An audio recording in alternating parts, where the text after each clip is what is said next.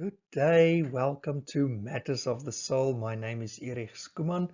I'm a clinical psychologist. I am the founder and the big chief at Matters of the Soul.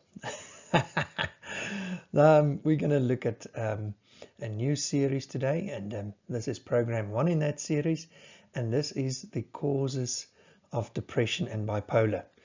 Now, a disclaimer, this is going to be a long program, so it's not meant to be watched in one sitting. So if you want to watch it in one sitting, I take my hat off to you. You see, I've already done that. And so what I'm going to do is I'm going to present the whole thing here, and then you can watch it at your own time, or you can watch it live, and that's great. And you see, probably if you've watched some of my previous programs, you'll see this is a new format, trying out something new, and to see if that will also help. So please give me your feedback on this and whether this is lekker or do you want me full screen. Okay, great stuff. And yes, Matters of the Soul. We are a non-profit organization, and we help you to develop your emotional intelligence through Christian psychology media content. We've got 3 main words, and that is to develop you, to help you, to restore you, and to empower you to become more Christ-like and to become more healthy and whole. Great stuff. And let's kick off. So depression and bipolar, this is a huge discussion.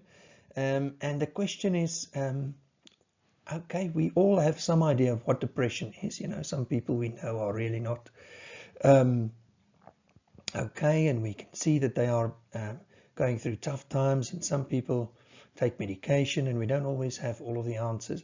Now, I'm going to talk from a Christian psychologist perspective, so you'll hear those kinds of views in here, but I think if you're not a Christian, this will also still benefit you a lot. Lots of clinical data and stuff that and latest research that I'm going to be posting here today. Okay, so let's look at some of the causes, and that's the important thing. I'm going to delve in depth with the causes, and the idea here is for you to understand depression better, so that you have a clear picture. You know, there's a Bible verse that says, "My people perish because of a lack of knowledge." Now, I know that might be taken out of context, but I think there's a principle there that says if you have a lack of knowledge of something, you are most probably not going to understand it well and respond to it well and be able to handle it well. So one of our first aims when we're dealing with any problem is to address and to understand it better first. So if you're a Christian and you're struggling with depression, and this is definitely for you too, because I'm going to look at it from a clinical and a biblical view. Okay, so here we go. So what are depression and bipolar? That's what we'll be talking about. How's it treated? What does the Bible say about depression? And what is Christian psychology way of dealing with this? What does Christian psychology say? So, and here's one of the main Bible verses that I love here in talking about depression, and it is where the Lord says to provide for those who grieve in Zion. It's part of Christ's ministry, to bestow on them a crown of beauty instead of ashes, the oil of joy instead of mourning, and a garment of praise instead of a spirit of despair. Can you see the change that the Lord talks about?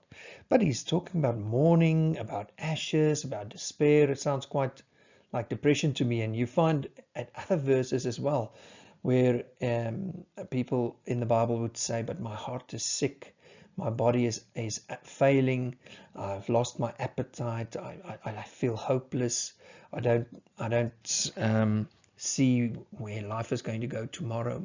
I'm crying out to the Lord and nothing's happening.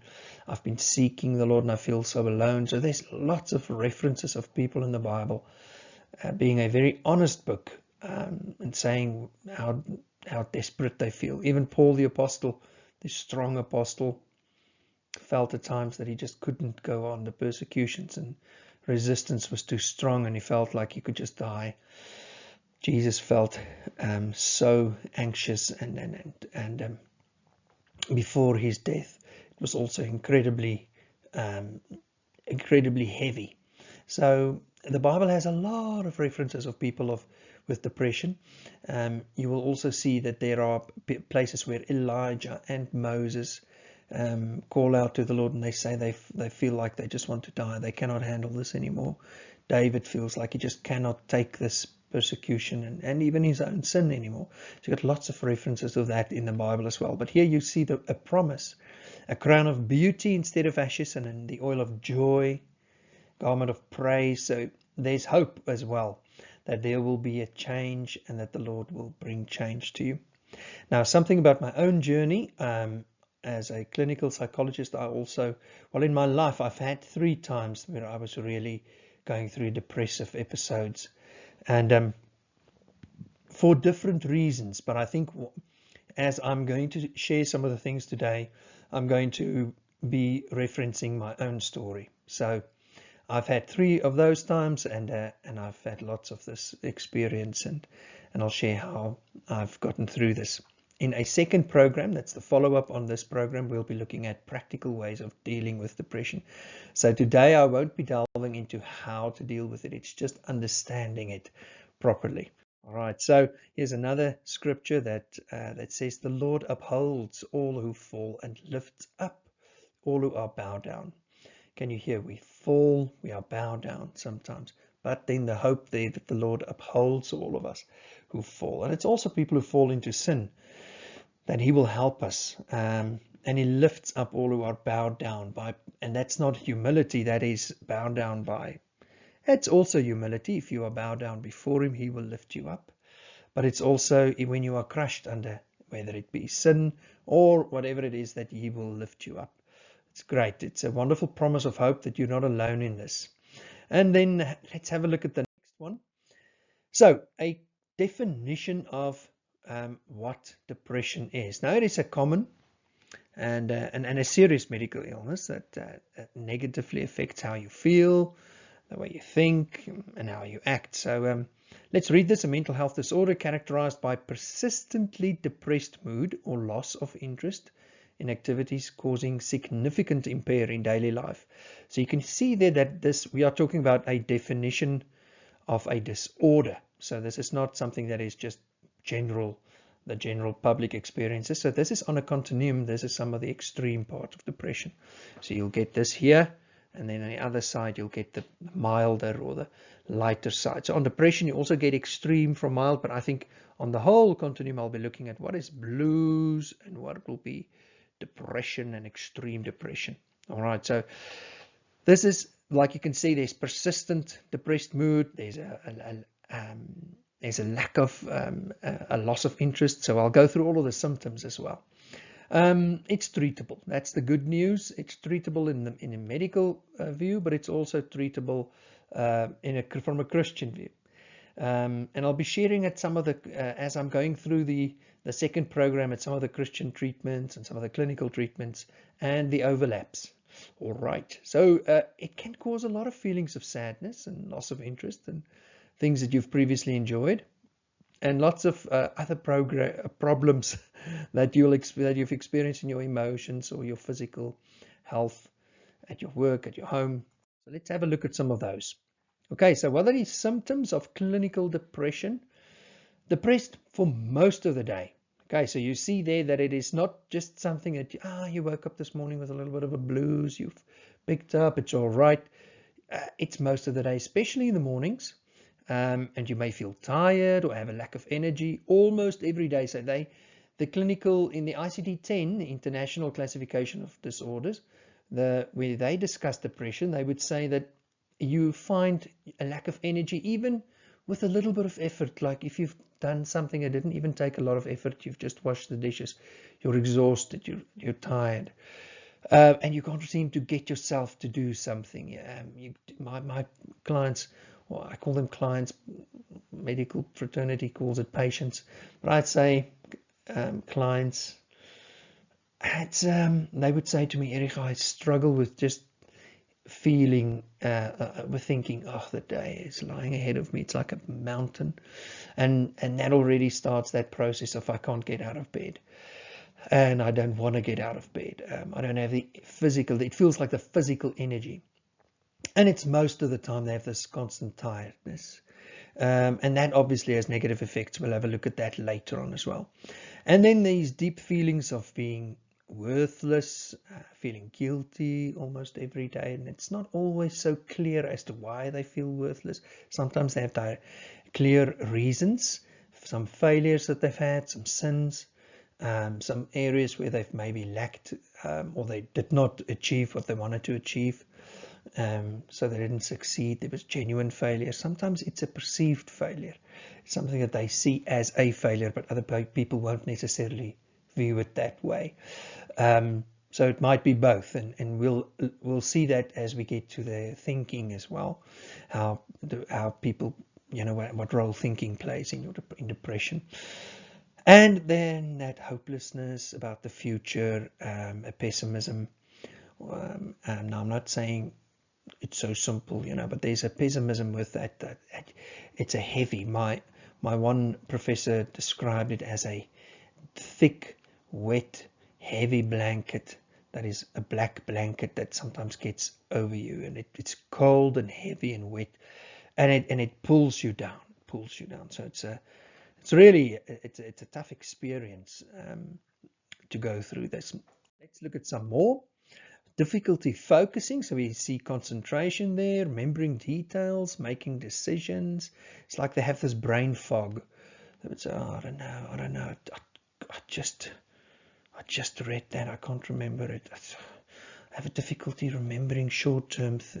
We call it working memory. Actually, that's when you have to remember a detail and it's gone. You just remembered somebody gave you this number to phone. A number is even a long one, but or I wanted to go down to the kitchen to go and fetch this. But now, okay, that happens with most people, but this happens with them more often than not. So with regular people, it happens every now and then. They're distracted. They've got many things in their mind, but this is different. This is like it's like your brain is being slowed down. Difficulty making decisions as well. I found that with myself. So I would park next to the road. My wife would say, where do you want to go for date night now? So I had a form of depression and burnout, and I was just totally overworked. And I would sit there and I just couldn't make a decision. Ribs, burgers, fish. And now it sounds funny now, but it was quite hectic then. I couldn't take half an hour to figure out what I wanted to do. That was the thing. Because I lost contact with my own feelings and myself. And then sleep problems. They either sleep too much or too little, almost every day. Their sleeping cycles are upside down. My grandmother used to say you're like a bat. You awake at night and sleep during the day. So it's stuff like that. They would say they have insomnia during the day or at night, and then during the day they have this huge tiredness, or they just sleep because they just want to get away from stuff and don't want to face feeling like this and face life or problems that they have. And there's little or no interest or pleasure in many of the activities that they used to do every day. So we're talking here about small little things like having breakfast with a family, and it becomes a burden. Now for some people it is a burden because it's the children's just everywhere, and it's just breakfast is all over the table, but that's not the case here. Here it is like everyday things like taking a shower becomes a huge effort. Going to the shops is almost like anxiety provoking, or they don't have the energy to do basic things. So they start to avoid things. And then obviously the last one, there's suicidal thoughts. It's not just this fear of death. It's like sometimes it is a death wish, but it's actually kind of a way of escape out of this problem. So it's like I don't have any other way of escape. I just need to get away from this. So it's hard, and I had that too. And I must be honest with you, suicidal thoughts are difficult. Now some people would say, but why do you get suicidal thoughts there? What's the thing? It's also a complex reason that we'll address later on as well. Okay. I'm not postponing anything, but it's just, we'll get there. What are some more symptoms of clinical depression? There's a restlessness, irritability, or they're very slowed down. Oh, they feel like can't do this, And now I'm talking about major depression here. I'm not talking about bipolar yet. I'll have a look a bit later on at that. You've lost weight, gained weight. Some people would say losing weight is an advantage. But here it is like you don't feel in control of your body. You don't really feel like you are controlling because you don't have appetite. You don't want to eat. Or some people have the munchies and they eat and they start to feel cranky, irritable. They like I said, they overeat, they stop feeling hungry, and they have physical symptoms. Now here we have like aches and pains, headaches, cramps, digestive problems, things that don't really go away or get better with treatment. Much of it is to do with stress as well. There's a stress symptom because as I've seen it in my practice, stress leads over a period of long-term stress leads to burnout, and a period of long-term burnout leads to depression. I've seen that link in my own life as well. And then lots of physical symptoms are generated. They can be treated with medical symptoms, but I think the main thing is here to treat it with a psychological and psychiatric treatment. But some of these are what we call psychosomatic. That means it is a somatic, a bodily symptom from a psychological origin.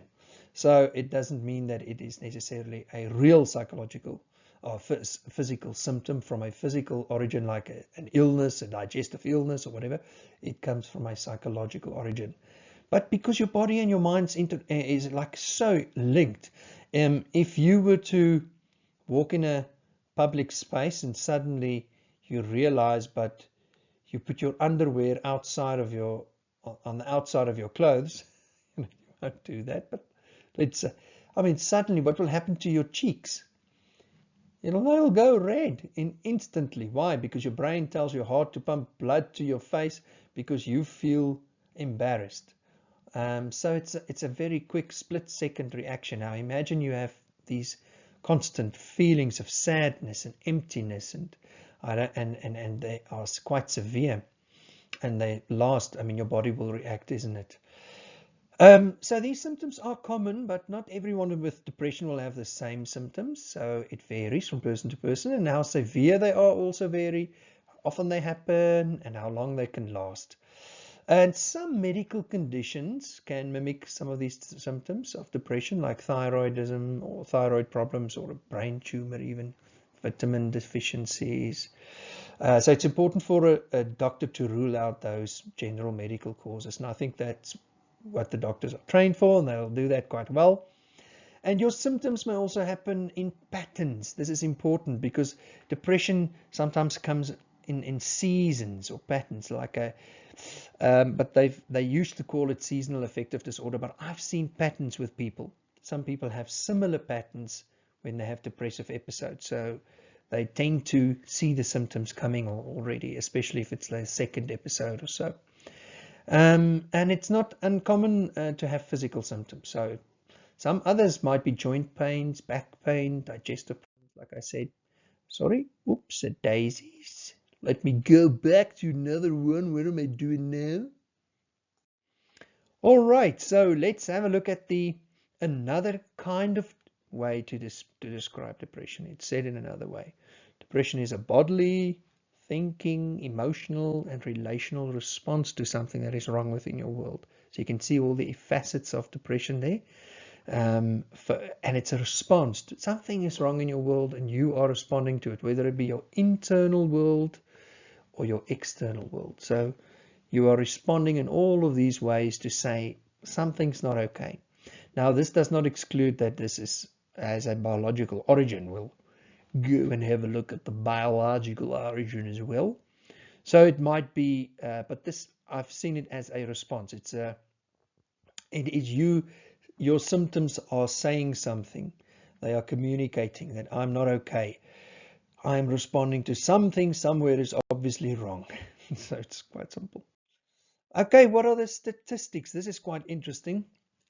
Depression affects like an estimated 1 in 15 adults, like you can see there, 6.7% in any given year.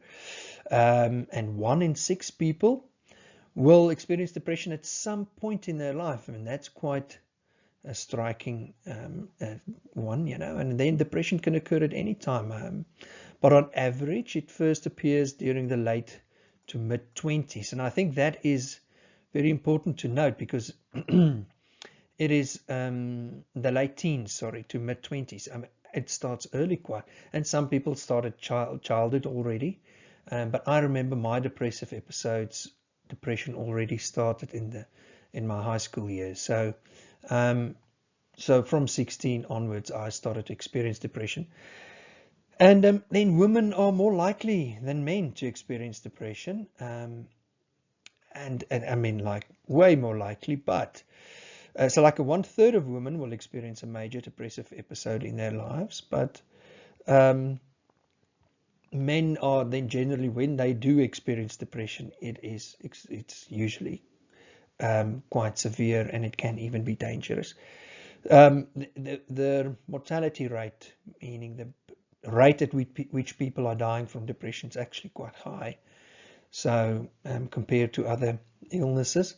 And then there's it's a high degree of heritability. So we are talking here about 40%. So when your first degree relatives, like a parent's child, sibling, have depression, when your parents have depression, there's a 40% chance that you'll have depression. And this is now I'm not saying, some Christians might say, but if you say that, then you are prophesying negative things over other people. I'm telling you what research is showing. So this is what has been researched. Now, some people would say, but that shows that there's a spiritual connection, and we'll look at the spiritual and the biological, genetic connections as well. Okay, so the death of a loved one and those things can really put you in a grieving process. But then, having those normal feelings of loss are not the same as clinical depression. But people might often say, I feel depressed, because it's like a usual word to say, I feel depressed, I don't feel happy, or it's quite depressing. But being sad is not the same as having depression. So even in the clinical diagnostic and statistical manual of mental disorders, number 5, from the American Psychological Association or American Psychiatric Association, those two, what they do is they develop this big, thick book every now and then, every 10 years or whatever, and they charge you $2,000 for it, South African bucks. And then what they do is they've distinguished between grief and depression. So it's not the same, but the grieving process is natural and it's unique to each individual, and it shares some of the features of depression. Like both of them might involve intense sadness and withdrawal from usual activities. One of the things that are different is that in grief, your painful feelings come in waves. They are intermixed with positive memories of the person who's passed away. But in major depression, your mood and your interests and pleasure are just plummet for at least 2 weeks. And usually when you are grieving, you still have your self-esteem intact. But in major depression, your self-esteem is just crushed. You have this worthless feeling, self-loathing, self-criticism, like extreme. So, and thoughts of death, and when you're grieving, are they may surface. You're thinking about joining that person, you're longing for them. But in depression, those thoughts are just on ending one's life because you feel so worthless or undeserving of living, or feel you can't cope with this pain of depression anymore. I know some people who are grieving have told me that they want to kill themselves to be with that person, and I've seen a combination of people who are depressed and grieving as well. So you do see both. They can coexist, and many a times it can be very severe as well, especially if they do coexist. But it's important to distinguish between the two, because then you know what to treat, isn't it? Okay, so let's go to the different types of depression then. So here I've been speaking about major depressive disorder. So you're all becoming clinicians as you're listening to me. Not really, but you're hearing a whole lot of clinical information. But major depressive disorder is the one. And that's what we've been discussing. But then you hear this word bipolar mood disorder. There's number 1 and number 2. So let me just give you some info on bipolar. It is not somebody swinging from 2 sides of a pole, or it is not, it's got nothing to do with that. What it actually has to do with is major depressive disorder is what we call unipolar depression. That just means if you see a graph here, you're under the norm of you're just feeling depressed. But when you have bipolar, you have times of depression, and then it goes to heightened experiences. When you have bipolar 1, that is where you have extreme episodes of mood swings, like from heavy depressive episodes, like where they're suicidal or self-harm extreme, to way high what they call manic episodes, where that is extremely manic, where there's even loss of sense of reality, like there's psychosis, what they talk about in there, and you start to lose contact with reality, and then wham, you would slam down. There's a lot of research about this that says, this happens, and then there's long periods of downtime, and then suddenly it happens again. Depends. There can be rapid cycling, lots of ups and downs in one day, lots of variants of this. Bipolar 2 would then be the less severe one, where the depression doesn't go so way down, and the manic doesn't go as high as losing touch with reality. Both of them are clearly treatable with medication, and I've seen it in my practice where, if you just give somebody with bipolar just depression medication, like an antidepressant, you will make it worse. I've seen where that happened, and when the correct mood stabilizer medication was given, and wow, it changed that person's life. Suddenly they had the normal highs and lows like everybody else. We just have normal highs and lows. But here it is like a place of it's almost like they lose control. Now, and then you get what we call persistent depressive mood. That was something that I would also say I had, because it was like an underlying depressive mood. They used to call it dysthymia. So it's just underlying, all the time it's there, and you're feeling down, and it's it's a milder form of depression, but it's long term. So I used to have it I would always feel a sense of depression. I would always feel that, like, never really felt up there.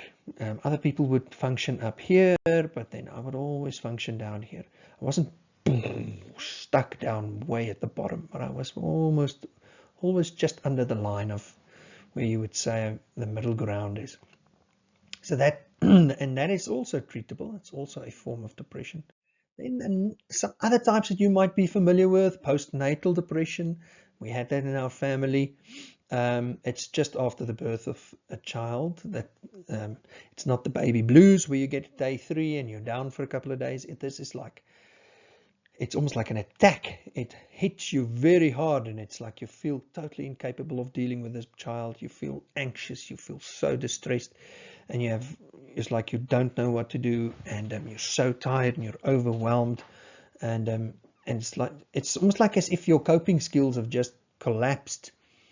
Severe one. And then premenstrual dysphoric disorder, that's a severe type of PMS, like a premenstrual syndrome. It's the severe, sometimes very disabling extension of PMS, because it's extreme, and it hits hard, and it hits with depressive mood, and so you would just say it's severe PMS. So, and then an interesting one with children is disruptive mood dysregulation disorder. Now, it's not a naughty child. Some people have been critics of this and say, you're putting a disorder to every kind of human condition. No, this is we're looking at the extremes. We have to sometimes find a diagnostic criteria for, some things are diagnosable as within a criteria, and some things are just normal human behavior. But this is a childhood condition of extreme irritability, anger, with frequent intense temper outbursts, and it goes beyond that moody child, the child that's just down or didn't sleep enough, or they are a bit of a difficult, strong-willed child. and they've got conflict with the parents, and it's a strict house or whatever. It's more than that. So and they experience severe impairment that actually requires clinical attention. Okay, so it's more than that, but I'm not going to park there, so I'm just mentioning it to you so that you become aware of it. But obviously the family system plays a role, and a lot of things play a role. So in general, the general causes that I'm going to give might also be applicable, some of it will be applicable there. And then major depressive disorder with a seasonal pattern is the clinical name for people who become depressed at almost the same time every year. So it's got to do with either the weather, the climate, or I think it's also got to do with a pattern. Like in Scandinavia, you would find it becomes so dark there during the winter times. Sounds hard to be there. And they've got what they call light therapy. So you go into a room with bright white clothing. It's a bright white room with lots of light. It actually works. It works very well. It's got to do with how your brain uses light, and so here in sunny South Africa we are blessed with lots of sunshine. It is winter now. I'm freezing in my office, but the sun is shining, so it is a wonderful, and that affects your mood. I used to live in the UK, and it was cloudy and murky most days. I love the UK, but it had an effect on my mood tremendously. I think you do adjust, but it was not lekker. Okay, so some people. This is what we call the vicious cycle of depression. Now, this is interesting, and I think this will help you a lot. The symptoms of depression, they can bring about some drastic changes, but in how you approach your life and what you do, and your routine and all those things. So what usually happens is it affects your behavior. So it affects your thinking, your feelings, all those things, but it affects what you do. So you then, as you've heard, they become lethargic, they go slower, and they withdraw from people and activities. They don't want to do things. So they have low energy, fatigue, low interest, like you can see there. And then that's where you see the low energy, and then it leads to negative thoughts. Oh, I can't do this. I don't want to do this anymore. Lots of things about people will think I'm stupid, or people won't like this, and then they start to withdraw, neglect responsibilities, less activity, and that makes them feel more guilty because now they're withdrawing, and I remember with me it was like I just wanted to flee. I just wanted to get away because I was so overwhelmed and tired. I didn't feel I felt sadness, hopelessness actually. I felt a lot of that because I felt so trapped. But then there's a lot of ineffectiveness, like feeling stuck, which makes you feel more depressed, which makes you withdraw even more and feel less energy and less in the mood to go out and to do things. And now you go and do something, and it takes so much to do it. And then you think, oh goodness, I can't do this. It's too much. I'd rather not do this. And I start to withdraw again. Then you start to feel guilty and hopeless. I can't do this anymore. You see, I can't even go out without taking too much energy. It becomes more depressed, and this thing goes. Now, the good news is, and that we're going to look at it next time, but it is reversing the cycle. You actually can start to reverse the cycle, and that's the good news. So, this depression causes depression. It's quite simple, I think. But then the answer lies with increasing activity, and then that, and the more you increase activity, the more you increase hope, and the less negative thoughts. We also deal with that, and the less guilt you feel about all of those responsibilities. But then they usually say, but I don't have the energy. But then we start slow. So we'll look at that next time. We start with one little thing, and then another little thing. So we build the momentum slowly but surely. Okay. So gender and age differences. Now I'm looking here at men and women, and I mean with men and women there are definite differences here. The depressed men are they're less likely, how men are, to acknowledge their feelings. Do you feel anxious? No, I never felt anxiety in my life. Okay. Do you feel sad? Sad? Me? No. What? Angry? Yes, they'll all acknowledge anger. They might even acknowledge a little bit of worry. I know men. But but they won't acknowledge self-loathing and hopelessness. Those are deep-seated feelings. And I remember myself even, I would acknowledge things to my wife, but not to other people, because I want to look like a success, strong, or whatever. And that just isolated me even further.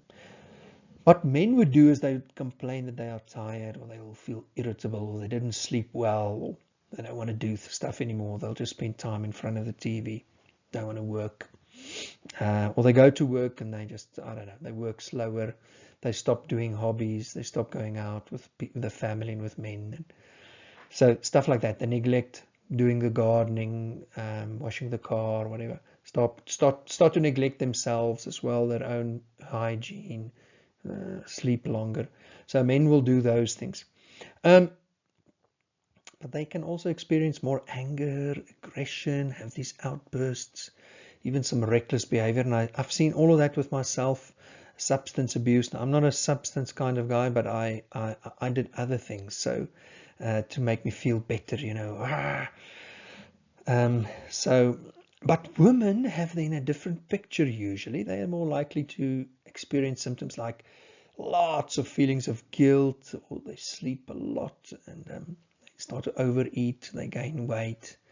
They might also do some substance, like I found that in my practice, like wine, whiskey, gin. So they just drink more. That's it. And they start smoking as well. Not saying all women who smoke are depressed, but it's also, I mean, depression in women are also impacted by hormonal factors. You must know. I mean, I really feel for women in this way, that they really do have a lot of changes in their body during monthly cycles, menstruation cycles, pregnancy, menopause. They've just got so much hormones going on, and all of those things affect their bodies and their mind and their mood. We men don't have that effect on our bodies. So I really feel for women. I think they take so much beating in their bodies when they're pregnant as well. It's tough. And then postpartum depression, it's about 1 in 7 women. So it doesn't affect all women, but it definitely affects women. Now, teenagers, how do they present when they are depressed? How do you think a teenager presents? Friendly, nice? No. They're irritable, they're angry, they're agitated. And they don't show the sadness necessarily. They withdraw. I've just seen it. They withdraw into their rooms, or they get these anxiety outbursts and anger outbursts, or I've had seen panic outbursts as well, and then self-harm. So there's lots of those things, and they might even complain of physical symptoms, like what I used to have when I was a teenager. I would complain of stomach problems and pains, and I really did feel stomach pains. So I was stressed as well. And other physical stuff. So lots of teens obviously feel unhappy and moody. It's not every teen that feels unhappy and moody that's depressed. It's just when it lasts longer than 2 weeks and it has this full picture, you look at it holistically. It has all the other symptoms of depression. You might have a lot of them as well. It's like 5 or more of those symptoms are present. There may be a problem then, like just check out are they withdrawing from usual family and friend contact? Are they dropping their performance at school? Are they maybe taking drugs and alcohol? Look for those symptoms. It's important to reach out to them and they will resist you. They will probably resist you, but do it in a gentle, persistent way, and keeping on, trying to be a part of their lives, because they'll move away, but just try to be a part. I've got another program that says how to build trust with your teenager, and there I go into more detail with that. Not necessarily a depressed teenager, but I think it applies. But you need to get medical help and psychological help. It's important. Older adults, those are people who really do sometimes struggle with depression as well. And it's hard for older people. They tend to complain more about physical problems than emotional things. Like they would say, I'm tired, I've got these aches and pains you can't really explain. Or they struggle with their memory, or they neglect their personal appearance, or sometimes they stop taking medications that are so critical for their health. They just stop it, or they skip it, or they They don't clean up, or whatever it is. You'll just see a neglect, an overall neglect, but they won't necessarily talk about their feelings. They might say they're lonely, or they miss you, or some people obviously do it differently. They complain a lot then, and they are negative. We've had that in our family as well. Extreme negativity and irritation that's like projected onto the government, the national rugby team, the whatever. But it's actually a form of depression. Then children, then younger than 12, that's 12 or younger, they are usually a bit different. I mean, every child also gets their times of blues, all children, but I mean, obviously sadness in a child is not the same as depression, but when it stays days after day, and you can see this child's the same, withdrawing, normal activities, they don't want to be involved anymore.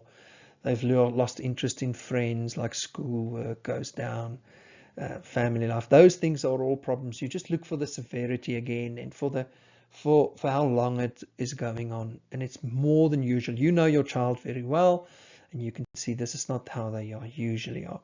Now, it's important to differentiate there. So, how are you doing? Are you still following? This is a long talk. Okay, the next one. Famous people with depression. Did you know? And these are just a few of the names. Famous people. I tell you, this is interesting. So Winston Churchill, the guy who took England and the UK through the Second World War, tough guy. My parents said when I was born, 1 year old, I looked like him. I just didn't have a cigar. But he said, apparently according to his wife Clementine, he referred to his depression as his black dog. He was talking about his black dogs, his times when he was down. He would say then he had little energy. She said he would have few interests, then losing appetite, trouble concentrating. So his wife was noticing these things with him. Abraham Lincoln actually said, if what I feel were equally distributed to the whole human family, there would be no one cheerful on the face of the earth. Geez, that says a lot, huh? That does not sound like it is just blues. Brooke Shields, that beautiful woman, she wrote a book, Down Came the Rain, and that was postpartum depression, postnatal depression. So after the birth of a child, she felt a lot of sadness and extreme, and she wrote a good book about that. Buzz Aldrin, as I've got it, the astronaut, he said something quite striking as well. He said, I moved from drinking to depression, to heavier drinking to deeper depression. You can see another cycle going there as you're trying to fix your problem by self-medication. By fixing it with alcohol, it just causes more depression. Now, alcohol in itself is a central nervous system depressant, so it depresses it inactivates it, and that's why you feel that sense of release or relaxation, but it actually causes then a sense of depression. The slower activity, all those things. Okay, so not for everybody. For some other people, it's different, but this is depression. Okay, and hear this with Princess Diana. She said, it's like just a quote, then I was unwell with postnatal depression, which no one ever discusses. Postnatal depression, you have to read about it afterwards. She was quite shocked to realize, but she had postnatal depression. It was hard on her. When being in the limelight, it was tough. So again, another famous lady with postpartum, baby depression. And then Dwayne "The Rock" Johnson, he had depression as well. I don't know, I can't see the quote that I've got on him because I had a quote as well there, but somehow I lost the quote. But in any case, I mean, that's a big guy, strong guy, battled with depression. Here, Kirsten Bell, the actress, she said, anxiety and depression are impervious to accolades and achievements. Anyone can be affected despite their level of success or their place on the food chain. Anybody can be affected. Can you see? You can have all those external stuff, but it doesn't mean that depression won't affect you. It will actually probably affect you. It will affect you too. And Michael Phelps, the guy who's the swimmer, the super swimmer, he said, I said to myself so many times, why didn't I get help 10 years ago? That is striking. I felt the same way after I got help. So, okay, so you're not alone. A lot of famous people have had depression and are still battling with it and have done a lot of things to get through it. Some have succumbed to depression in the sense of losing their lives, but many others have not, and they've worked through it and they are dealing with it still. Okay, so it is common. You are not a loser. It's important to know that you're not a failure for feeling this, for dealing with this. It's just how you're going to deal with it now. Are you going to take ownership, reach out for help, or are you going to sit and, like I used to do, just try and be strong and handle this on my own? No. Or feel sorry for yourself. Or no, let's deal with this. Let's get help. What are the causes of depression?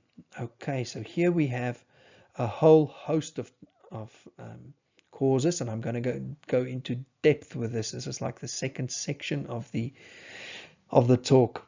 It can affect anyone, like we've said, and so even people who appear to live in relatively ideal circumstances, they can also be affected.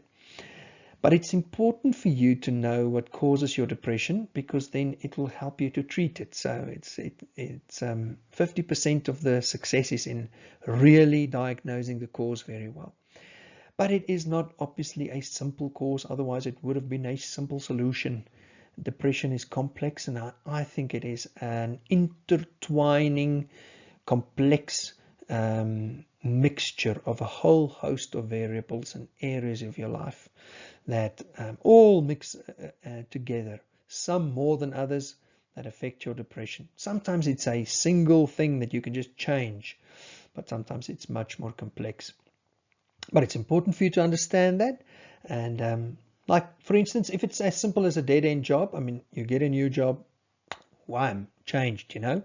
Or it's just you're feeling lonely, you get more friends, great stuff, solved. But in clinical depression, we're talking about a combination of things. So it's helpful to use what we call the biopsychosocial model. Have a look at this. The biopsychosocial. And here I also add another circle there by saying the spiritual. You can add it there, you can add it there, whatever. Another circle that says the biopsychosocial-spiritual model. So I'm inclined to use this. So here you can see the various areas of your life, the biological areas, your body, your physical health, your neurochemistry. We'll have a look at some of those things. Your genetic vulnerability, all those things. It's mixed in with your psychology, your self-esteem, your attitudes, what you believe, what you think, what you decide, how you see the world, how you interpret it. What coping skills do you have? Can you say no? Can you solve problems? Can you reach out for help? What's your temperament like? Are you a go-getter or a get-goer, get-go-nowhere, a slower or an active? Or can you deal with people? You know, those things. And they all interlink here with your social things, your interpersonal relationships, your trauma that you've experienced. Maybe you've lost somebody. Family circumstances, your culture. Are you living in South Africa or Norway? Norway is deemed to be one of the happiest countries on the planet. Imagine Norway had South Africa's weather. It would have been great, man. Sunshine and yeah. So social, environmental factors here in South Africa, we have a lot of battles with that. We recently had looting and violence and we have crime and all those things. Your academic performance, your school, in university, whatever, your peer group, and it goes over to your drugs and lifestyle. It all affects your body. Can you see how beautiful this is? And then spiritual, I think, intertwines here as well. That goes into your relationships and your thinking and your community and your culture. It all affects that. So we're going to have a look at all of this, and then what I will do is I'm going to go through every area, okay, and give you some of the causes there so that you can get a nice holistic perspective. So as you can see, it's not as simple as just snap out of it, sonny. It is more difficult than that, okay. So we've got lots of clinical literature about this. It's a very well described area. So a cardiologist actually started with this concept. I've just forgotten his name, but he discovered this. Oh, he thought about this, and I thought that was quite clever. That doctor that thought about this. It's interesting how a lot of their psychological theories were also not developed by psychologists. They were developed by psychiatrists and biologists and anthropologists, and now a cardiologist as well. Nice. Okay, so let's take a look then at the next slide. So biological factors. Here we're looking at that functioning. Sometimes we underestimate the impact of your body on your mental health. You've got a brain structure. Some of us, like the doctor told my mother when I was born, she said, big head, lots of brains. Okay, so what your brain structure? They've actually looked at that and they said, geez, people with depression seems to have physical differences in their brains to people who don't, but that does not mean that they are nuts or that they're inferior, please. As you could have seen, some of the actors and some of the famous people, some very intelligent people who struggled with depression. And that's actually something I see in my practice, high-functioning people, sometimes the over-analytical people. Any case, but biochemistry. So it's not just, I just want to say, many a times you've heard in the news, oh, you got a chemical imbalance in your brain, that's why you're depressed. Yeah. It's true, there is a chemical imbalance, but it's not as simple as that. If it was, because then people would just dismiss it and say, yeah, well, chemical imbalance, blah, blah, blah. Look, it's more than this. The biological factors, like you could see, it's brain structure, biochemistry, medical illnesses, lots of things play a role here. Now, I'm not saying you're depressed because of your brain structure and your biochemistry. That is the cause. All the rest is just not your fault. You just need to take pills and then you'll be all right. No, it doesn't. It's not as simple as that. What it is and what it means is that the biological factors play a role. The psychiatrists will tell you this is the cause of it. It's an illness. The rest just flows from there. The psychologists will say, no, the rest of the things start and then it flows into a physical illness. So there will be a chicken and egg debate about this. And there is a chicken and egg debate. Which was first, the chicken or the egg? So what we say is, look, this is clearly, it plays a role. All factors plays a role, and we should not underestimate the biological factors, neither the psychological or societal or spiritual factors. Let's look at all of them and let's treat them. And what we do here at the University of Clever People, what we do and what people have done is they eliminate. So as they start to treat those things and they see the depression doesn't resolve, and I've seen people, there's like no clear psychological picture or spiritual or social picture. Obviously it's biological. We send them for medication, they get treated, and it goes much better. I've seen that work, and I've seen the opposite as well. Well, they've got medication, but still they are struggling with their personality problems and thinking and relationships. The mood's better, but the rest ain't better. Okay, so biochemistry, very complex process. It's not easily described. Can't just say brain chemicals or neurotransmitters. I just want to say it is very complex. Like for instance, serotonin, there's like 9 different kinds of serotonin that they've discovered. There's dopamine, norepinephrine, lots of different ones, and everyone does something, and it's very interesting how they play a role in all of your body's functioning. So, and the medications are then specified to that, to work some on norepinephrine and some on serotonin, and both. So it's very interesting. And as yes, there will be criticism that says, but they don't have clear evidence for this, to say, but this is exactly this. But it's also not fair to say that because there's loads of studies on this and it's all just a money-making business. No, those are, it's not as simple as that. Life's not as simple as that it's all just about making money. Your local supermarket, that they also supply you with food. That's so they are studying something that is something that you also need. They do make money of this, out of this, but that's capitalism for you, and that's what drives the system. But it doesn't mean that it doesn't address a genuine problem. So your central nervous system plays a role and is very much affected by all of these hormones and even your structure. Now, it can what can actually happen with medical illness is that some medical illnesses can trigger depression, and we've seen that in cardiac problems and heart surgery, those things, that thereafter there will be, a depressive episode. But some, like cancer, chronic pain, I've seen lots of people with severe chronic pain, thyroid problems, like I said, they could also trigger depression, or depression could sometimes trigger some medical problems as well. But medications, yes, some medications might cause depressive or mimic depressive symptoms that looks like you're depressed, but actually it's a medication that you're taking. Some of the antidepressants might make you depressed. So this is so individualized. So your body is unique. So it responds differently to medication. So it doesn't mean that if you've now taken, let's say you've taken citalopram and it doesn't work for you, now all the antidepressants are useless, you don't have depression, this is rubbish. No.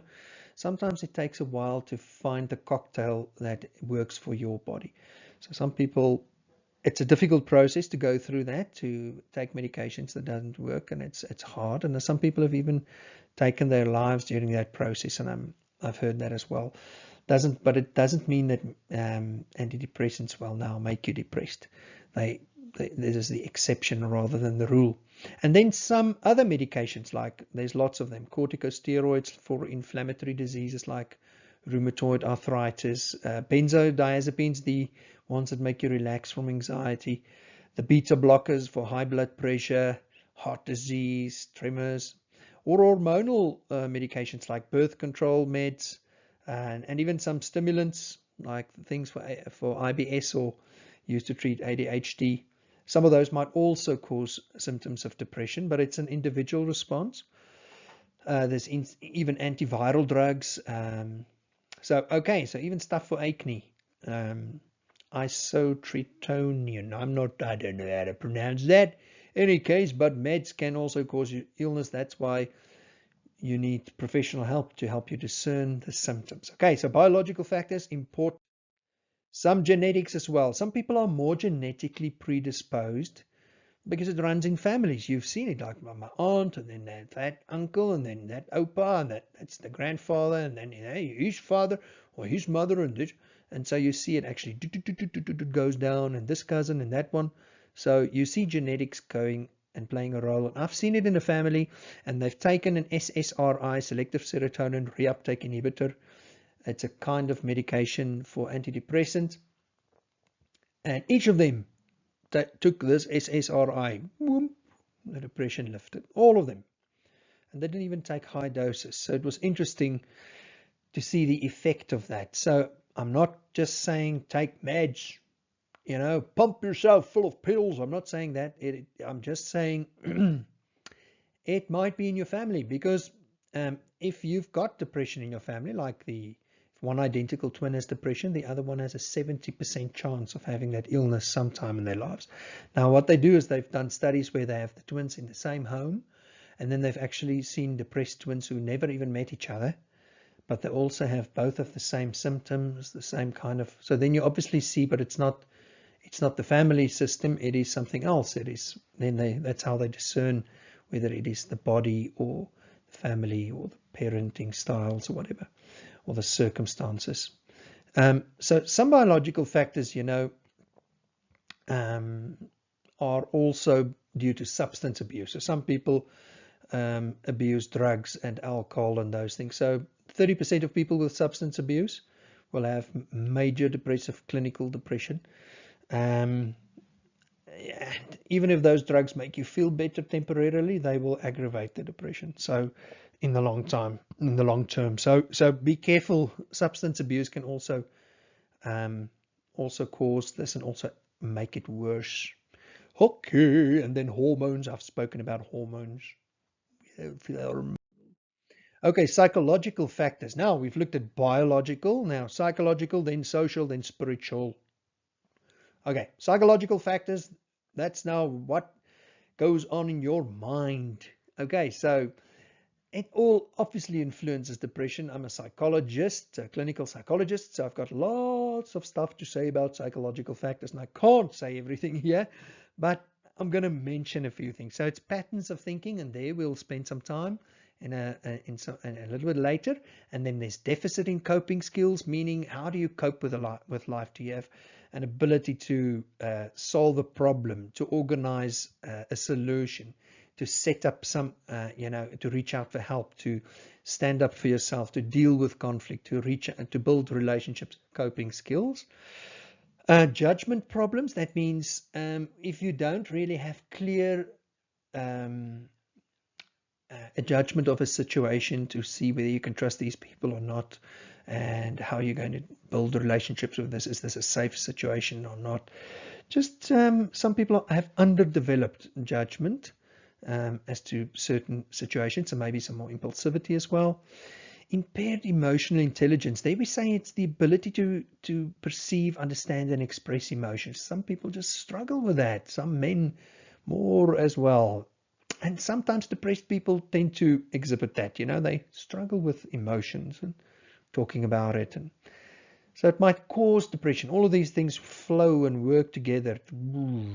And obviously loss, like I said, when you've lost a job, you've lost a person in your life. Grieving, like I said, isn't necessarily depression, but it could involve that. Then there's that sense of failure. Now, personally, I had that sense of failure. I was working in my practice extremely hard. I've always felt a call from the Lord to work in ministry, but I didn't feel like I was really there. I thought, no, I'm just working and it's not satisfying, and I was overdoing it, and I had financial problems despite all the work, and it caused a lot of stress and burnout. So stress and intense experience where you're heightened alertness and awareness, and then later on, if you've had too much of that for too long, you go into this burnout, and you're tired and you don't feel like doing anything, and you lose the will to work and to change things. Okay, some more psychological factors. Your personality. Some people have a temperament where they're the melancholic temperament. You know those things, the old way of saying it, it's melancholy. We've got melancholy, my dear lad. You're quite melancholic today. So I have got that on the DISC personality analysis. They look at the C, the compliant or conscientious one. I think that one is sometimes the melancholic one.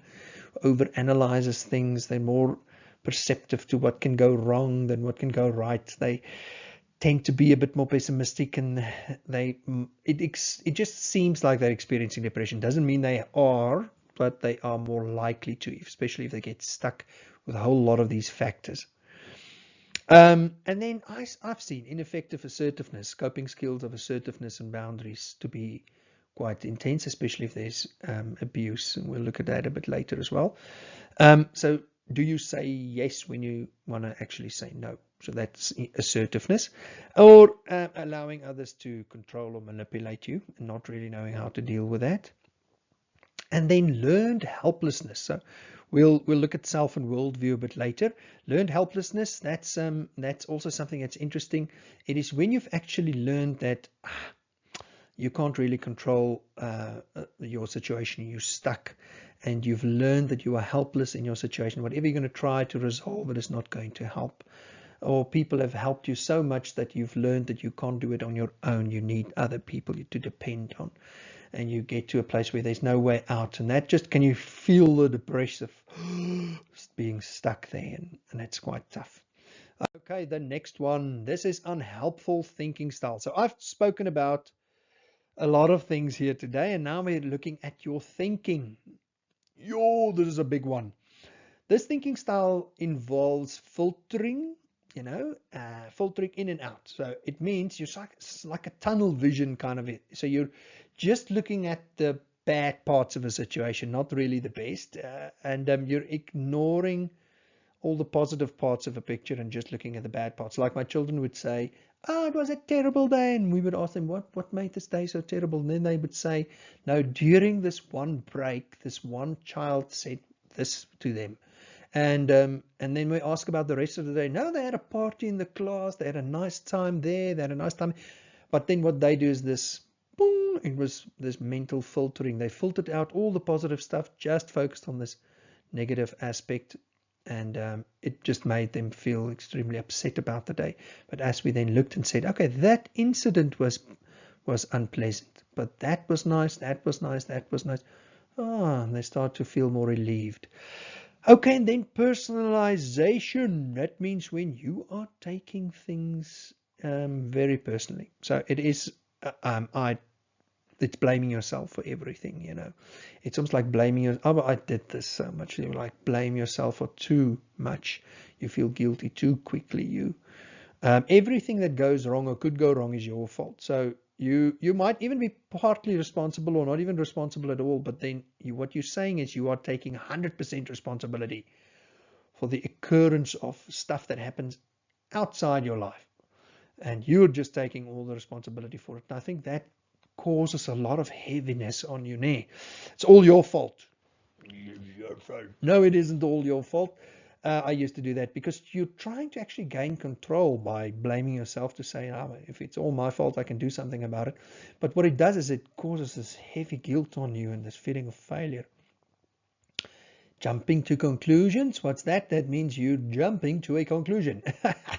It's when you assume that you know what someone else is thinking, like mind reading, or you think what the future is going to hold. You tell yourself, the future will hold this, or that will help, or there's something and you assume that this is going to be the case. So you are assuming, isn't it?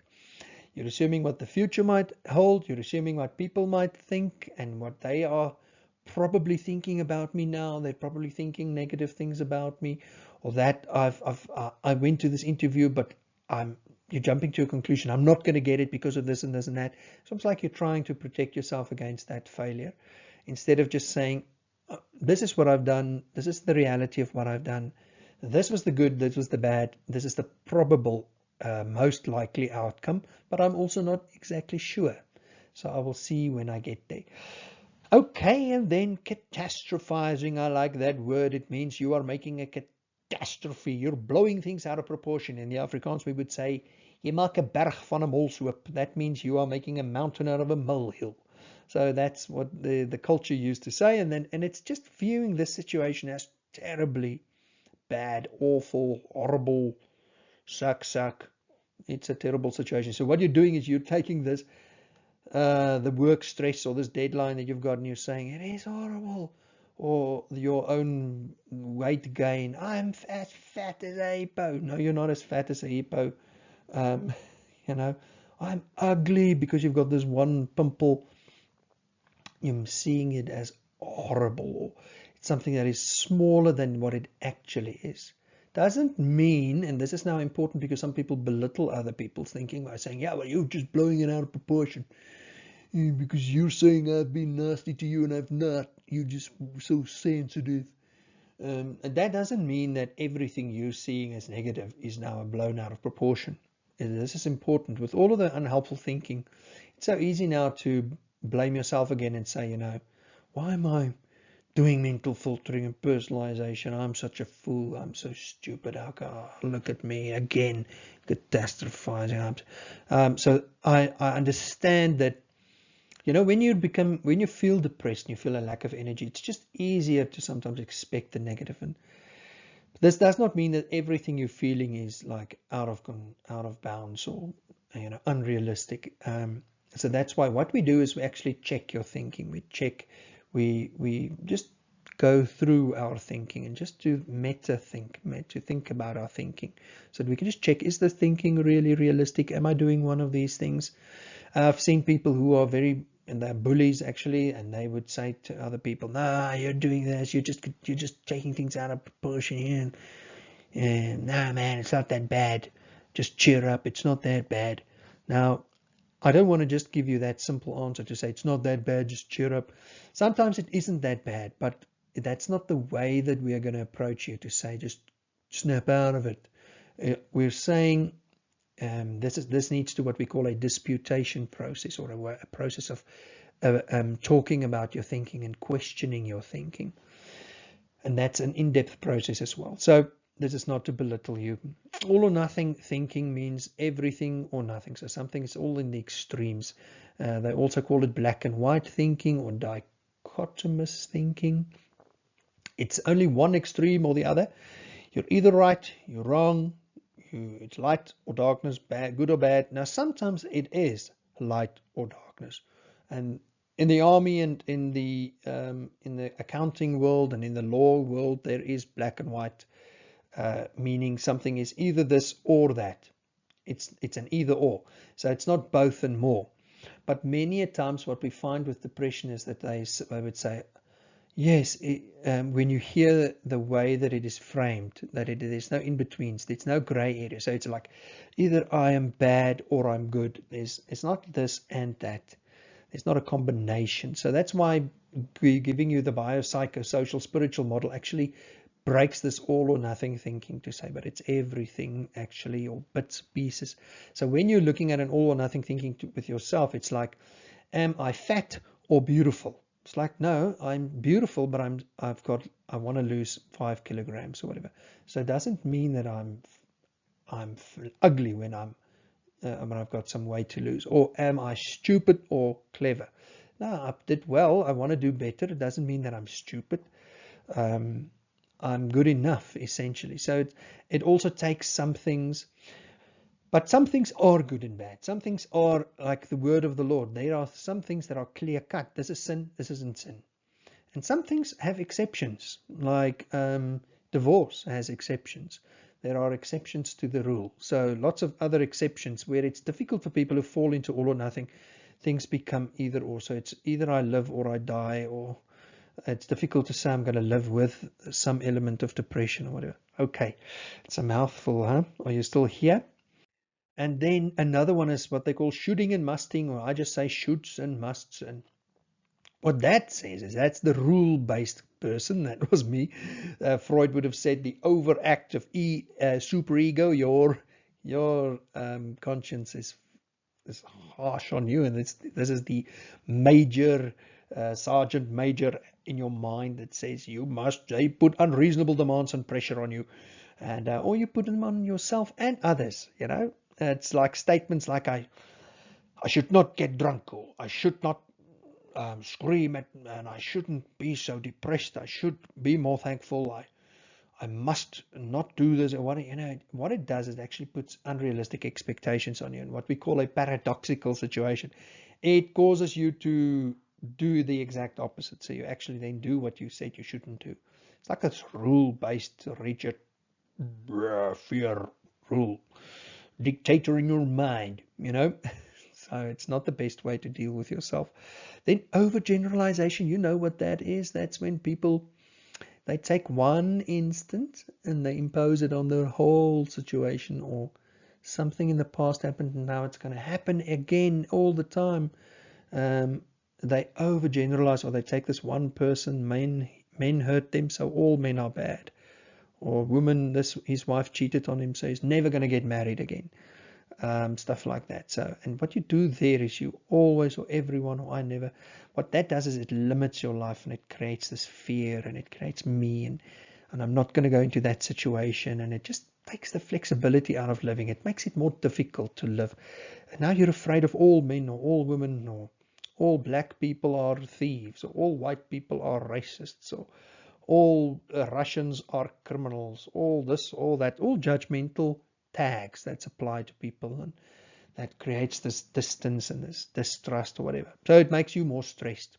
And then labeling, we label ourselves or others, and we make global statements on behavior. Like with specific situations, we act in a way, but then what we do is we use this label on people. Like I said, you are an angry person. But the person is not really an angry person. They have anger outbursts sometimes. They have the sin of anger that they deal with, but they are not anger, if it makes sense.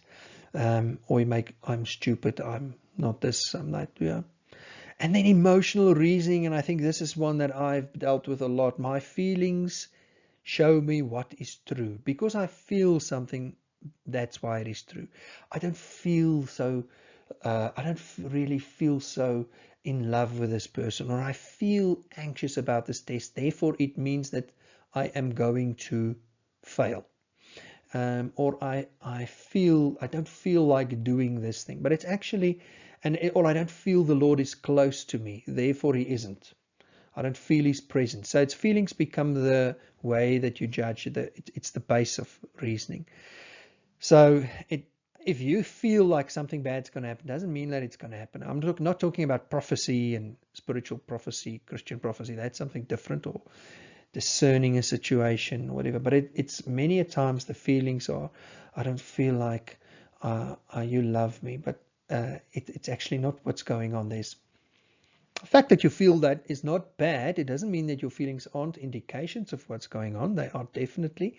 I see them as those little signals on your dashboard of your car, and you're driving and you're seeing where all the instrumentation is. There you have lots of little lights, and these days the fancy cars have a computer screen there, and they can show you everything. They can even talk to you. So what they do is they give you indications of what's going on in the car, and the oil is low or whatever, the fuel is low.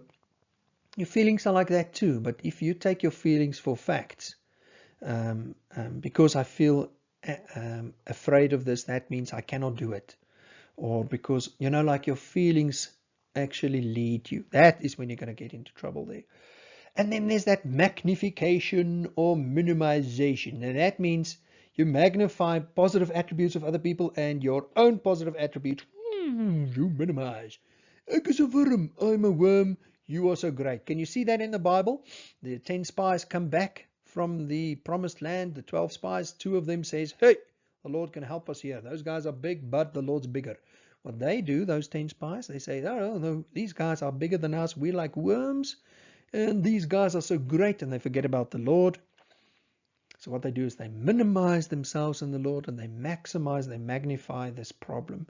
So what we then see in depression is that I magnify the problem of reaching out to other people and building relationships and going to exercise or solving this problem, and I minimize my own positive attributes. I'm such a failure, and they start to think positively about other people that are so great, but that I myself, and it's connected with low self-esteem. So an unhelpful thinking negatively of yourself. Sure, that was a mouthful of unhelpful thinking, but it is helpful to know what you are thinking, because then you can actually start to change your thinking. Now let's look at this cognitive triad. Aaron Beck in 1967 identified this. He says this negative automatic thinking with self-schemas. That means there's an error in your logic, like I just said. It's how you process information. And what he said is how, what you think affects what you feel, affects what you do, and they all affect each other. So if you feel horrible, you're going to think something's bad. You won't want to do something, but if you don't do something, you're going to feel terrible. You're going to think stuff. And you see it all affects each other. Now look at this one. Here the person says of himself, I'm worthless, failure, stupid, whatever. And then when he's interacting with the world, there's this picture of no one loves me because I'm worthless, so no one will love me. And if people try to love me, they don't really love me, or no, I shouldn't take their love. I'm too worthless for their love. And then it affects how they see the future. I'm hopeless because things will always be this way. People won't ever love me. I won't be able to stop this. And then it affects the self again. You see, you are worthless and a failure. It goes all around. And it's a tough one. You can see the spiritual side of it. I'm not loved by God. I'm a sinner. I'm a loser. I can't be loved by God. So the world then, in that sense, God won't love me. He won't accept me. And then I feel hopeless about the future and what's going to happen after I die. I'm going to, is the Lord ever going to bless me? So can you see how that interacts there? So it's interesting, isn't it? If we look at how beliefs actually affect us. Now, beliefs are deep-seated, and they come from your childhood, and they come from how you've interpreted the world, how people have treated you, your temperament, all those things. And we actually get, in cognitive theory, they look at your negative automatic thinking, whether it's positive, neutral, negative, and then under that is cognitive core beliefs, like things you believe about yourself, like I'm ugly, worthless, or I'm good enough, or I'm loved. And then under that, they call schemas. The way you look at the deeper level of, do you have a hurt child, an angry child, or goes into depth in those areas. And we deal with that. And the beauty is we can put biblical truth in every area, because God does love you. You can have a secure relationship with Him through Jesus, and that can affect the core ways of what you think about yourself and experiences you've had in your past that have made you think, wait, I'm not really a loved person, I'm a vulnerable person, or whatever. Let's have a look at your social factors. Okay, this is not the party social, like in let's go, social, man. No, that's not what we're talking about here. We're talking about your environment, the world around you. So it's whether you're exposed to violence, like we've been here in South Africa, lots of it, and I mean, or to racism, like lots of people in South Africa used to experience racism. There's still an element of racism all over the races here. Or neglect in your past, or even in your present, or abusive relationships, or poverty, or whatever. All those things can make you vulnerable to depression, like death or loss. If you've had people died, and we've had a number of people passed away in the last couple of months in our lives. It's all affected us. Like I said, and this can also increase your risk, or like I said, abusive relationships, physical, emotional, sexual. There's even financial abuse. And then there's loneliness and isolation. And I want to tell you, I'm going to touch on relationships just now, but loneliness, a lot of people with depression, they would say, is it the chicken and egg again? Is it loneliness causing the depression, or depression causing the loneliness? I think it's both. They exacerbate each other, but the person then withdraws, like you saw, and then feel more lonely. But it is a huge thing. If you don't have a lot of family around you, I remember this one client who spoke to me, and he does not have one family member in his whole life. He does not have one who's alive, or he has one sister, but he doesn't have contact with her at all. So that was the point of them trying to restore. But I think that's very tough if you have a very weak social support, like people around you who love you and support you. I had people around me, but I didn't talk to them, so they didn't know my problems. So I didn't rely on my social support. So that's also important. Then relationship problems. If you have lots of fights with people around you, or you have people who like hurt you and reject you and control you and manipulate you, and lots of things, that relationship problems. So conflict is another part of that. And then if you feel cast out or labeled.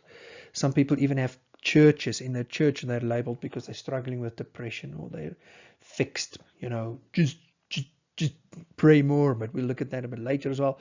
Or then other major changes in your life, like you've got married, you got divorced, you got a child, good things, but they can also bring massive demands now. You've got to move to a new house, you've got to do this, now you've got more pressure on you because you've got to work more hours, you've got this and that, and you've got children at home now, you've got a baby, you don't sleep well, all these things, and your husband doesn't want to wake up in the night to help you with the routine, so you've got to struggle, got a narcissistic husband, lots of things that play a role in affecting you, and so that's why it's so important that you have people around you, and if you've got marital problems as well, it's part of the relationship problems. It can put you at risk for depression, especially if you feel stuck in this relationship with the other person, and relationships where you get stuck with a person with a personality disorder, like a narcissist or a borderline, and that's for a different talk. And then conflict. If you can't handle conflict effectively, you don't know how to, you're afraid. That was me, afraid of conflict, so I'd avoid it. It will build up, and I'll just pretend in front of people. That creates this incongruence with people. That's like I'm not really real with them, and I build up emotional resentment or whatever. Your conflict resolution style. I mean, if you're in conflict with people a lot, then it's going to affect your mood and other people's moods. You can be the reason that they're depressed, And then resentment can happen from that, but we'll look at that a bit later, how you harbor resentment and changes the way you think and act towards other people, and then you become more alone. And just to tell you about major life events, J. Haley, theorist, said that when our life changes, and there's lots of change in our environment, in Africa we had major change, and now in the world we've had COVID, and it was a major change, causing people to have to live at home, or work at home. Obviously live at home. I hope you don't live in the office, but you work from home. The children's there. You've got to homeschool. You've got to do this, and then you've got this fear of this illness. It's all societal problems that can all make you contribute to you experiencing this. And some people actually have, like, who live in threat of war, or there's huge political unrest and instability, like in Venezuela, and safety and security in the whole country, like Zimbabwe, where the country is collapsing, and it all make you feel more stuck and being under threat. And then your needs, like Maslow said, are not met. Some people have not a lot of understanding from other people around them. They lack the tender, loving care. There are not a lot of people who just genuinely accept them and understand them, so they can't really trust them. So they withdraw, and the isolation starts. Okay, let's take it a bit further. Spiritual factors. Here we've got a huge section of is depression demonic in nature? That's a good question. Now, as a Christian and a clinical psychologist, for 26 years now, I've had this question. So, Erich, you're a Christian, you're studying psychology. What are you making of all these things? What do you make of depression? Is it just demonic? Is it demonic or not? Is it what is it? Now, I'm going to just tell you this. It is holistic. It is a holistic picture. So I'm not throwing spiritual things out by the side and saying, no, it's not spiritual. It's just medical. What I'm saying is that there's both, and I'm going to give you a nice explanation of it. But in the Bible, I mean, you've got Job, you've got David, Elijah, Jeremiah, and lots of others, Paul. Well, they all had these times of sadness and sorrow, so you can see a clinical picture from it. But whether it's demonic, I'll give you some more info on that just now. So David mourned over his sin, and Elijah and Paul over the loneliness and the tough situations and the exhaustion and the hectic call, ask that the ministries had on them. And some other people just had sadness as to their circumstances, and the feeling discouraged with change that wasn't happening, and they tried things and it didn't work out, and they became depressed. Now, some Christians would tell you shouldn't be depressed if you're a Christian. I mean, come on, just do these following things and it will work, or just pray this away. I've had people recently who told some of my clients at church they prayed for them, they should now stop that medication. That's a very dangerous thing to say, because you don't know the effects of the medication on the brain. It actually works up a plasma amount in the cells. And if you just suddenly stop it, you are putting them at huge risk. Please don't say that. Please refer them back to their doctors. But if you feel that they should not take medication, rather encourage them to read up some more and to listen to programs like this, and to explore more on their spiritual life and to build that more, and later on responsibly, so they could, with a doctor's help, look at lowering that. Because if they suddenly stop the medication, they could commit suicide because of the changes in the brain, and have this overwhelming sadness that's now come because the brain is, I mean, there's a process going and you're just stopping. It's like stopping the oven halfway with baking a cake. Cake just falls flat. I mean, you can't do that. There's a process going. So please be careful with that. Well-meaning people, and that say that, but please, that's an oversimplification. This is not an area of just a demonic thing. So, or they would say, you've just got to be joyful, just rejoice in the Lord, be thankful, do all those things, and then you just count it all joy. I mean, they've got wonderful verses, and those verses are true. But again, you need wisdom with those verses and the application of the verses together with a whole host of other things. Or you don't have enough faith, that's why you're not trusting the Lord. All of those things are true, but it's not the only thing that's true. And then, okay, so let's look at the demonic thing. Skeptics, they would say, no, look, nothing is spiritual. Everything is just visible, physical, measurable, logical. It is not spiritual. So those are the atheists or the atheist Christians. You get them. They are Christians, but they think like atheists. They say, no, nothing is spiritual. It is all medical, or all this, all that. But then they neglect the huge side of the person's experience and lots of people's experience, and now they're just ignoring it. And by doing that, they're actually very very much dismissing a whole host of possible solutions as well. And then there's superstitious people. I mean, they see a demon behind every thought and every problem, everything is demonic, everything is occult driven, everything has some link to it. They are superstitious. They take it too far again, because that becomes dangerous, because then there's a legitimate medical struggle, and then they would just say, no, it's all just spiritual. So they again are not holistic, and it's just oversimplified. Okay, so what we'd like to do is we'd like to say, yes, there is a demonic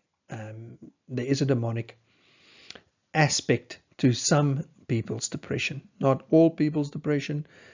What the literature says is that it is limited to a small amount of people that have demonic possession, like where they are literally possessed in their faculties, not in their spirit, but in their faculties, in their soul, and they are controlled by demons. And then some people have demonic oppression, where they are oppressed physically, psychologically, spiritually by demonic influences, and they've got negative thoughts streaming into them. They've got the spiritual oppression. And then you've got or just a spiritual warfare going on. So I believe in all of those. So what I do is I would take the biopsychosocial-spiritual model, and I would go through the process of elimination and look at all of the various areas. So we've got to discern, is it this, is it that, is it this and that? And then I have seen clients with demonic possession. I've seen lots with demonic oppression. And I've had a lot of that where I've seen that, but lot meaning, no, it's not correct to say I've had a lot of that. I've had cases with that, but it wasn't every depressed client had this. But there was, with some depressed clients, we actually had times where we had to pray and we had to do certain spiritual interventions, but then we also had to do relational interventions, some medical things, some this and that. So it was a process of discerning what exactly is going on here, so that I could get a clear picture. Now, I've clearly seen with occult influences, and this we see regularly, and some people might be offended by this, but if you've done occult things like the New Age practices, Wicca, there's lots of occult these days. There are tarot cards, all those things are famous, and they come back again, and people look for mind readers and for people who palm readers or mediums who speak to the dead. If you've done those occult things that are clearly prohibited in Scripture, you actually do give some measure of attachment. You make an agreement with the enemy, with Satan and his demonic forces, and they do get some control in your life, even though you might not be aware of it. Many a times, I mean, if I'm a very good spy, I won't be visible. That's the whole thing with reconnaissance, with gaining information and controlling you and influencing you, is to not be found. So don't think that I don't have the devil in my life. Don't belittle it if you don't have experience with it. So it is true. So some people, and I can say this with occult influences, but again, some people with occult influences do not experience depression, but they experience other things, or it is masked. So it is not as simple as that. Okay, so, and then another spiritual factor that is linked again with the psychological factor is unforgiveness or bitterness or resentment. That's where you withhold, you actually hold anger towards a person. and it is what happens with that anger is sometimes it's directed towards yourself or the other person, and it becomes what we call introjected anger. That's a psychodynamic theory where the anger is then projected on others or onto God. You become angry with God. You're actually holding resentment against either God or a people or situations or yourself for your own failures. But what that does is it starts to infiltrate your thinking then, because it's the way of thinking, by saying it is their fault, it's my fault, it's this or that. And I don't really deal with the problems. So what forgiveness does is it says, I'm going to release that person from punishment. So I'm not going to have these thoughts of getting back at them. And I know that I've had this so much. But what I'm going to do is I'm going to address the problem. If there's a problem in the relationship, I'm going to address it. I'm going to ask God's forgiveness, give forgiveness, but it doesn't mean I'm just going to accept the abuse, but I'm going to handle it and I'm going to deal with it. So I'm not just going to be this person who's affected by it. So what happens is that you release that revenge, that sense of I'm going to get back at them. So that then releases you to actually think clearly about it and to start to see all the aspects of a situation, including your own share in the problem, where you've contributed. And then the simple thing of neglecting spiritual. Okay, so when you neglect spiritual disciplines, that's praying, spending time with the Lord, meditating, worshiping. It is almost like neglecting a relationship. If you and your wife see each other once every 3 months and you spend 15 minutes together, you're not going to be in love and have this wonderful relationship. So it's a relationship. It's neglecting the relationship and neglecting pressing into the Lord, spending time. Obviously, you won't then have this great thriving. It's like your garden doesn't get a lot of food and great soil and water and sunshine. So it's struggling to flower and struggling to thrive. So it's not that. So, okay, what do you need to do if you are in a demonic battle? Now, I want to actually address that in the second program, but I want to just give you a scripture on that. And this is James 4, verse 7 to 10 in the NIV, and it says, it gives you a number of very important things that you can actually look at. It submit yourselves then to God, resist the devil and he will flee from you. Come near to God and he will come near to you. Wash your hands, you sinners, and purify your hearts, you double-minded. Grieve, mourn and wail. Change your laughter to mourning and your joy to gloom. Now, depressed people will say, but I've already done that. Humble yourselves before the Lord and he will lift you up. Now, what this just says is it gives you a step-by-step process of dealing with the devil. It is submitting yourselves wholly, fully to the Lord, resisting the devil, and then he will flee from you. So it means, but it's also got to do with you coming to the Lord, repenting from your sin, being clear that I am doing this and I'm not going to be a double-minded person, saying this, doing that. Doesn't mean you're perfect. I mean, I struggle with sin as well. But it means you grieve about your sin. Meaning you're honest about it. You don't make light of it. You mean business, and you humble yourself before the Lord, and then he will lift you up. You don't have to lift yourself up by your own sharks, pick yourself up. So it's a step-by-step process, but then and fleeing from temptation and those things. So the devil also works with the 7 deadly sins. I'm going to look at that as well next time, how you deal with those things. But it is about lust and anger and greed and gluttony and those kinds of things. So it's about dealing with a sin in your life that also contributes to this. And this is where we see there's a sin of unforgiveness, like I said, neglecting spiritual disciplines, but sin is there. And sin, many a times, I mean, it's just sometimes not talked about in church, or sometimes it's talked about too much. Like sometimes the Christians have been labeled as, yes, they just tell you what's wrong with you. You are a bad person. You're a sinner. Turn or burn. So, and sometimes people say that's what it's all about. But we shouldn't discount it to say it's not important. We shouldn't also just focus just on that. Again, balance, eh? But it is important to look at the sin in your life. Meaning, in sin, what is sin? It's missing God's best for you, God's plan. It is missing the plan that the Lord has, the Lord's will. So you're doing it by your own standards, your own thinking, just your own way of doing things, what you think is right and wrong, and that is not linked with what the Lord's will is. So then the Bible says it causes a cycle of death, spiritual death, psychological death in your life. Might even be physical death. So there's the stigma with sin and stuff, but if you really come to the Lord and you confess your sins, 1 John 1 verse 9, and you really talk to the Lord about it, you own it, you experience the refreshment of Christ's provision for your sin. That's total forgiveness of all of your sin. That's like a huge relief from guilt and self-blame, and wow, it gives you enough to really put your mind at ease. And it gives you joy and hope, and is wonderful. But there's also the spiritual factor from a Christian point of view of being born again, becoming a believer.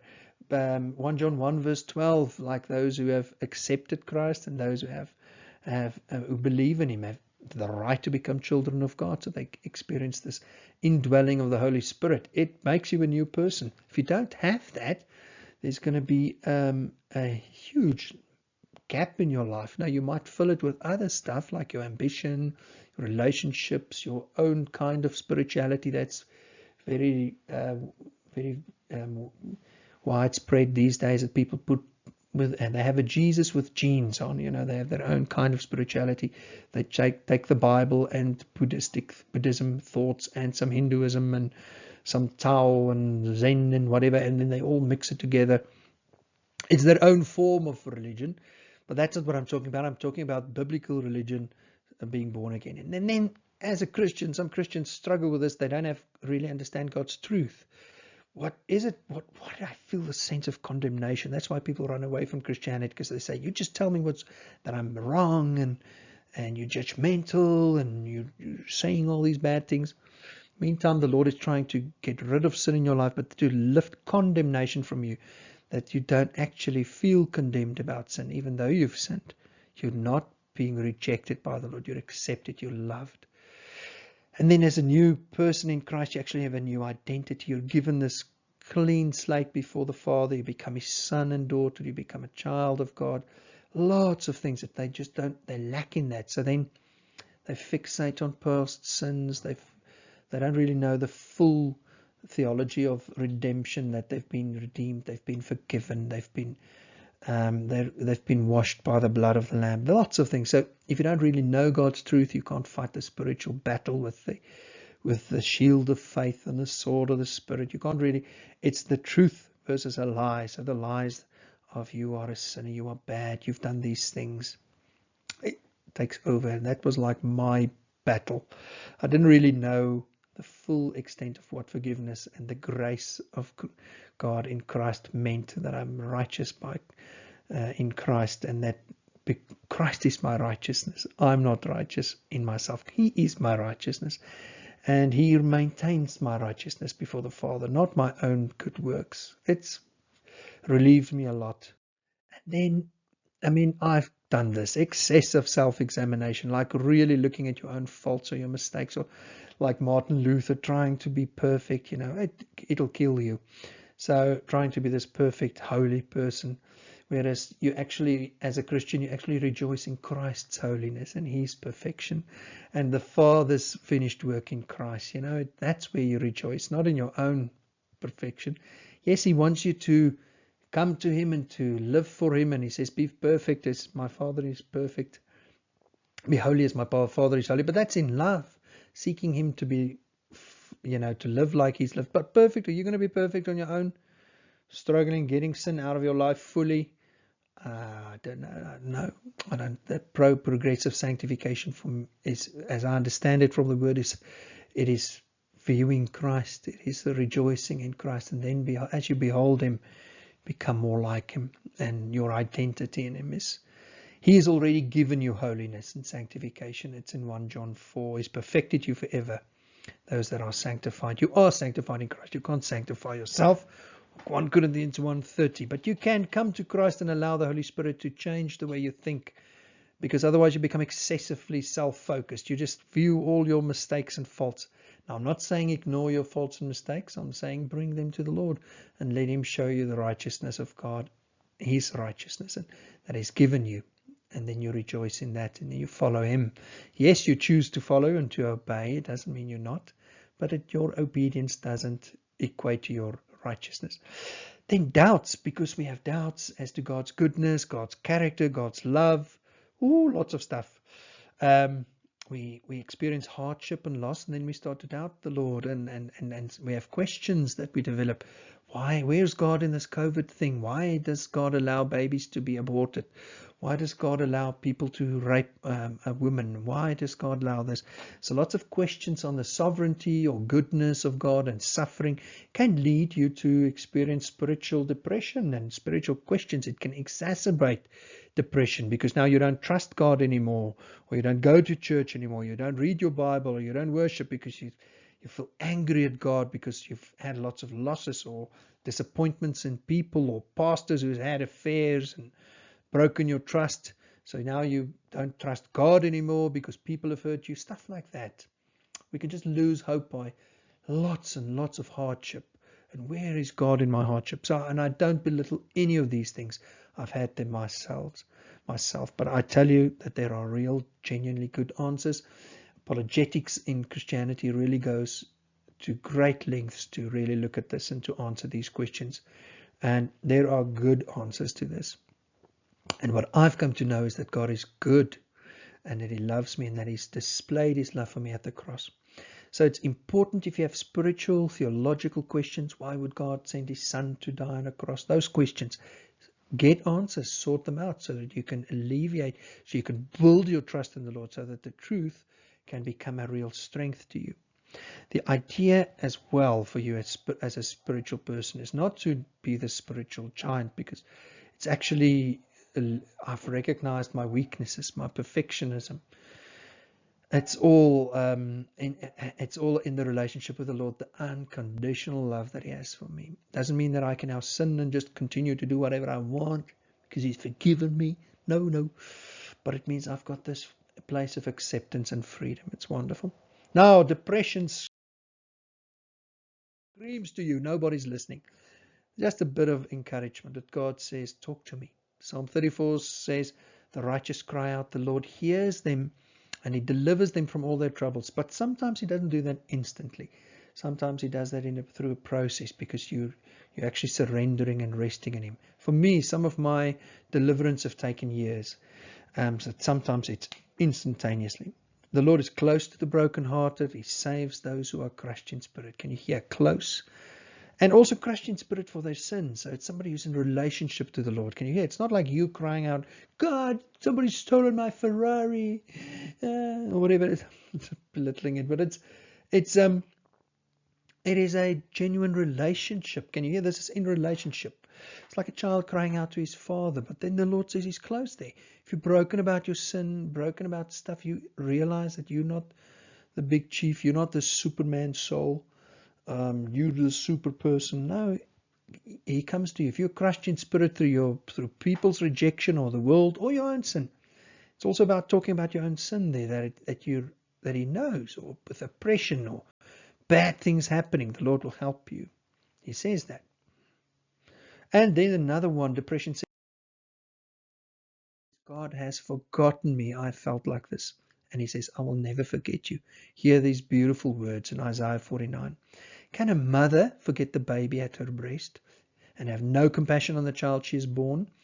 Though she may forget, I will not forget you. Even though, it's like, if a mother can forget her child, and some mothers do, and I don't judge them and whatever, but even if a mother can, he won't. See, I've engraved you or tattooed you on the palm of my hands. Your walls, you are, your life is ever before me. He looks at you, he knows you, he keeps you in mind. You're not out of sight, out of mind, you're in his sight, in his mind. It's wonderful.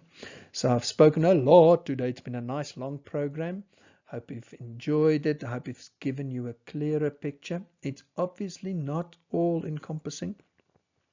There is still a lot to say about this, but I hope this gives you a picture at last. So what we're going to do is we're going to do an online workshop in a Thinkific format, where it's online. You can go and then, and we are going to release that soon, so that you can go to there and then do go through all of this and checklist the symptoms and do a proper inventory to check whether you're depressed or not. And so it's great. It's been wonderful spending time with you, and I want to, if you're watching this on YouTube, please go to our Facebook page, Matters of the Soul. Go and like there and follow all the stuff. We're very active on Facebook, and then we obviously load all of this onto YouTube. And please share with other people if you think that this might help them. And look out for our second program on practical ways to then deal with depression, to bust depression out of your life. God bless you. It's been lekker spending time with you. Goodbye.